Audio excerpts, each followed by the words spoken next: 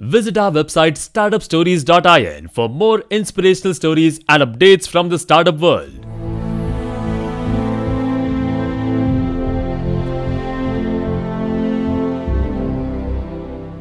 I was 21 years old when I dropped out of college, packed everything I owned, jeans, t-shirts, leather jacket, guitar, into my car, and drove from Chicago to Berkeley, California. During my California springs and summers, I spent most of my days in the high Sierras in Yosemite Valley, working as a river guide and a rock climbing instructor.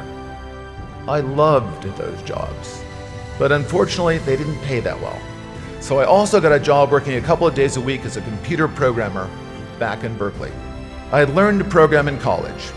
I didn't love programming, but it was fun and I was good at it. And computer programming gave me the same kind of satisfaction as solving math problems and playing chess, both things I enjoyed before I became a confused teenager. At this point in my life, I thought I was making real progress on my journey of self-discovery. I had found a cause.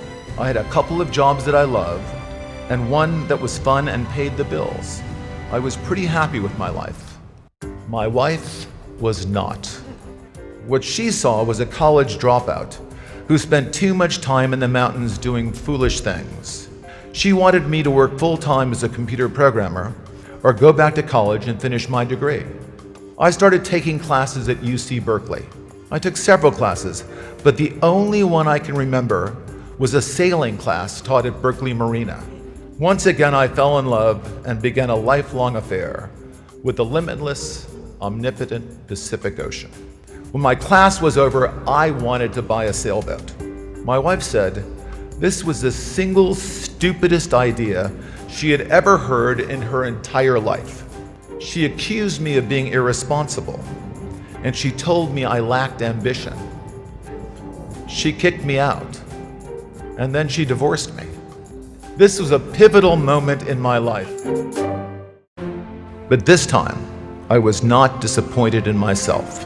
Their dreams and my dreams were different. I would never confuse the two of them again.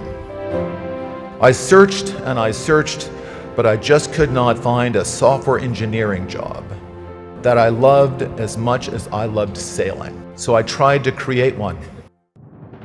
I put together a plan to start my own company. That way I could completely control my work environment. My goal was to create the perfect job for me, a job I truly loved. Hired the most talented software engineers in Silicon Valley. We assembled an all-star team of gifted programmers who were among the best in the world at what they did. That team, plus one crazy idea, gave birth to a giant company. I call it a crazy idea because at the time, everyone told me it was a crazy idea. And when you start telling people that all the experts are wrong, at first they call you arrogant, and then they say you're crazy. When people start telling you that you're crazy, you just might be onto the most important innovation in your life.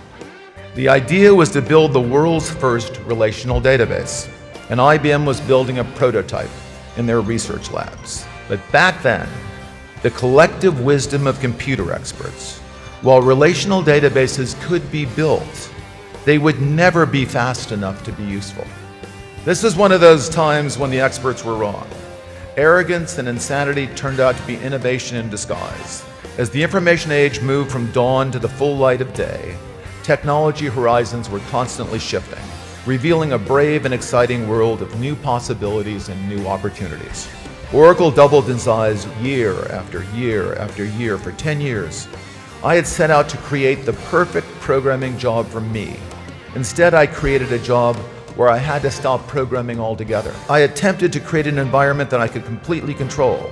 Instead, I was running a company with thousands and thousands of people that was growing so fast that it was impossible for anyone to control. In a constantly changing world, what is possible is a moving target.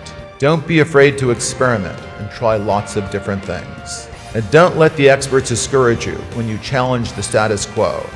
Each of you has a chance to discover who you are rather than who you should be. A chance to live your dreams, not the dreams of others. Each of you has an obligation to commit to a righteous cause, one that elevates you and improves the conditions of humanity and the planet, until you find a job that ignites your passions, like I did. Even better, you just might find one that you love.